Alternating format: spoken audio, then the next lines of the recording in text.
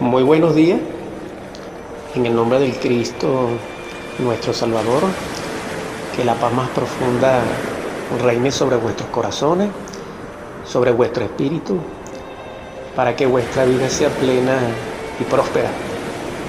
Y en regocijo y expresando gratitud infinita a Dios por nuevamente compartir con ustedes una edición más de Superando Nuestros Límites, la 194, quien les habla en gozo, Dani Rodríguez, y dirige el programa. En esta mañana vamos a dar una connotación mayor, si es posible, a la edición anterior que hablamos sobre el inicuo y la iniquidad. Es decir, lo oposicionamos a lo que es el ser, la conciencia del ser y la felicidad del ser.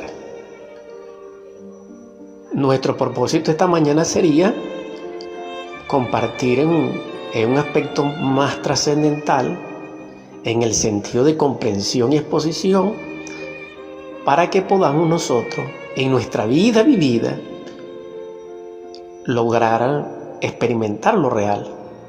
Porque cualquier conocimiento, muy específicamente crístico, que no sea experimentable, es un sueño, es una fantasía, es una ilusión. Porque el conocimiento crístico se diferencia de todo, es porque es real, porque es verdadero, porque es la manifestación de Dios y porque es la verdad. Por eso el Cristo dijo en el Pistis Sofía: yo soy la gnosis del universo. Y de eso es que estamos compartiendo. En ese sentido y en esa dirección, agradezco plenamente a la audiencia, dando continuidad ya plena a esta segunda parte sobre la iniquidad y el inicuo. Debemos revalorizar los siguientes principios en la enseñanza.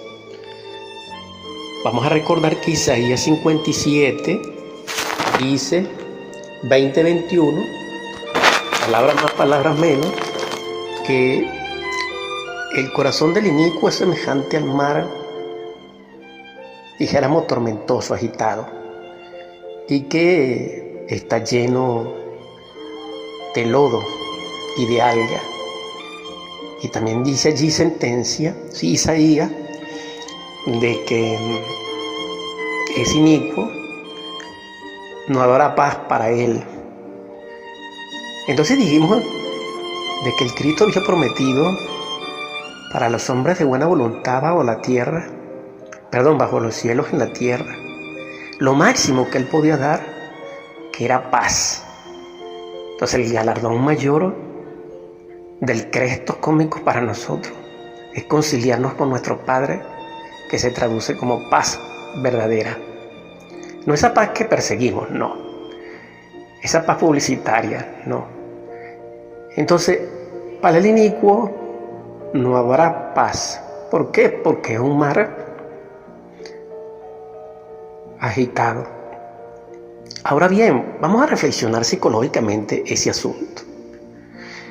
El mar dentro de nosotros, lo sabemos, es símbolo de las profundidades subconscientes, inconscientes e infraconscientes de nuestras emociones y sentimientos y de nuestros instintos. Allí nosotros tenemos almacenado desde centuria, prácticamente desde que Dios nos hizo, un cúmulo de impresiones, representaciones mentales, formas mentales, memoria, conflictos, agregados psicológicos, energía manásica que de alguna u otra manera se idioplastiza, generando conflictos y enfermedades psicosomáticas. Y aparte de todo eso, recurre, como dice el sabio Salomón: no hay nada nuevo bajo el sol, porque todo lo que fue será, y todo lo que sé y fue es. El único que puede hacer algo nuevo es el ser dentro de nosotros, con su primer atributo, que es el ser. Su segundo atributo, la felicidad de ser. Y el tercer atributo, la conciencia del ser. Si analizamos más profundamente en detalle este asunto del mar picado dentro de nosotros, entonces encontramos esferas que no son intelectuales. Es decir, que nosotros no tenemos dominio, sino que pertenecen a lo imaginativo y a lo imaginario. Esto es distinto a la imaginación consciente. Entiéndase esto bien. Estoy hablando en estos momentos de los desechos de la memoria. Eso que es, dijéramos, imaginario, conforma ese mar agitado que es el inicuo y que es su corazón, que lo que sale en la superficie es algas y fango. Ya esto es terrible dentro de nosotros, pues necesitamos autoobservarnos, psicoanalizarnos, utilizar el recuerdo de sí, el bisturí de la autocrítica, el juicio interior, liberar ese juicio en el nombre de nuestro Cristo íntimo y en el nombre de nuestro Padre Madre, que es el divino Elohim dentro de nosotros, el Yehová interior, para que podamos avanzar en esto. Pero hay algo trascendental aquí, que la Biblia nos simboliza a través de sus periodos, de sus estancias, de sus escenarios y de sus momentos históricos, clases específicas de ciertos iniciados que estaban en el proceso de la autorización íntima del ser, es decir, de los profetas, de los grandes sacerdotes, de los grandes caudillos. Cuando digo caudillo aquí estoy hablando de Moisés. No estoy hablando de un caudillo mortal, no, sino de Moisés. Entonces, vale la pena reflexionar sobre esto. Valorando eso así, a la luz de la metáfora, a la luz, dijéramos, de lo simbólico, no literal, entonces vamos a profundizar este tema.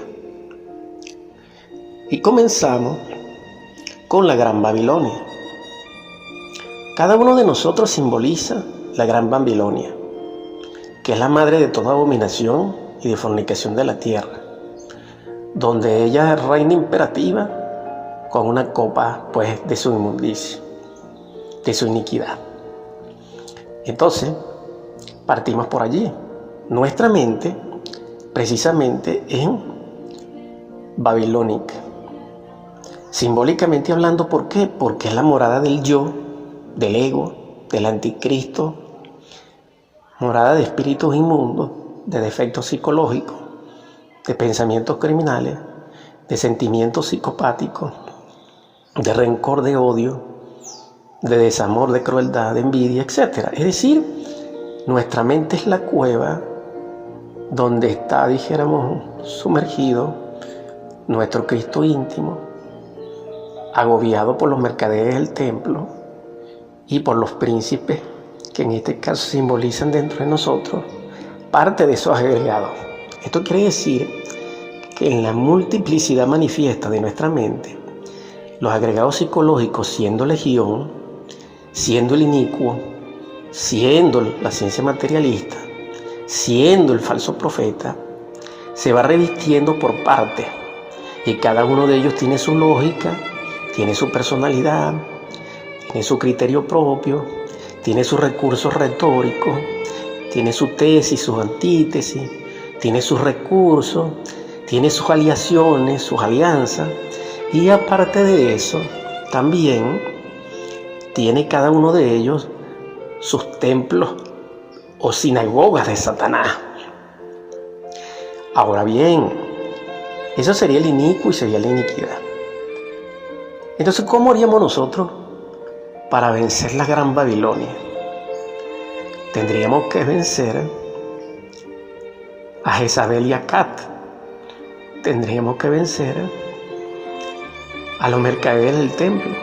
Tendríamos que vencer a los príncipes dentro de nosotros, Pilato, Caifás, y Judas, que son los enemigos de nuestro Cristo interno, que son los enemigos de nuestra parte del ser, tanto del ser, como también en la felicidad del ser y la conciencia del ser. Esto significa que el yo jamás descansará para que nosotros no entendamos esta enseñanza. Entonces él, con su imaginación mecánica y todos sus recursos intelectuales y orgullos místicos, etc., él utiliza cualquier archivo de la mente para cegarnos el entendimiento y para ilusionarnos con una falsa verdad que nos enorgullece, pero que es ilusión, no es real, no es vivencial, no es crística, no es de la sabiduría del corazón y no es de la ciencia pura. Y nosotros ya envanecidos, enorgullecidos por eso, cometemos un error grave y nos alejamos cada vez de nuestro Padre, de nuestro Cristo íntimo y de lo real. Entonces es necesario que sigamos con esta plática. Continuando nuestra profundización en la segunda parte sobre la iniquidad y el inicuo, ciertamente debemos vencer a esa Jezabel y Acat dentro de nosotros, que sería el polo positivo y el polo negativo de los agregados psíquicos, sumatoria de los yoes que simbolizan y representan dentro de nosotros los errores psicológicos y que físicamente se expresan produciendo dolor, conflictos, guerras, rumores de guerra, fronteras, corrupción, criminalidad, enemistad, enfermedades, caos, etc. Para ello necesitamos estudiarlo dentro de nosotros. Claro está, estamos hablando psicológicamente a la luz de la enseñanza crística, es decir, una psicología crística, una psicología gnóstica. Entonces, ciertamente hay que vencer a esa Jezabel babilónica dentro de nosotros. Ella simboliza la mente, pero en su función de infidelidad y en su función de fornicación y de adulterio. Eso implica, claro está, lo de la infidelidad. Pero a la luz de lo eterno, a la luz de lo real, a la luz, dijéramos, de la relación con nuestro Padre-Madre, con nuestro divino Elohim. ¿Cómo podemos nosotros ser fieles a nuestro Padre si no le amamos con toda la fuerza de nuestro ser, de nuestra alma, de nuestro corazón, de nuestro cuerpo y de todo? Allí es donde está el fracaso. ¿Por qué? Porque nosotros, como no le amamos, no le obedecemos. Como no le amamos ni obedecemos, no le servimos. Y hacemos solamente nuestra soberana voluntad, que es la voluntad del ego, y que nosotros, bajo el acondicionamiento en que Él nos tiene mantenido en sopor, nosotros pensamos que es lo correcto y resulta ser que no. ¿Por qué? Porque está escrito claramente en el Salmo 9, capítulo 17, la gente inicua se volverá al Seol. Aún todas las naciones que se olvidan de Dios, porque no siempre será olvidado el pobre, ni perecerá jamás la esperanza de los mansos. Entonces vemos que aparece la palabra inicua aquí. Repito, la gente inicua se volverá al Seol. Es decir, que el Seol, el Abichi, el Avernus, el infierno, las dimensiones infradimensionales de la naturaleza, el Hades, que simbolizan en sí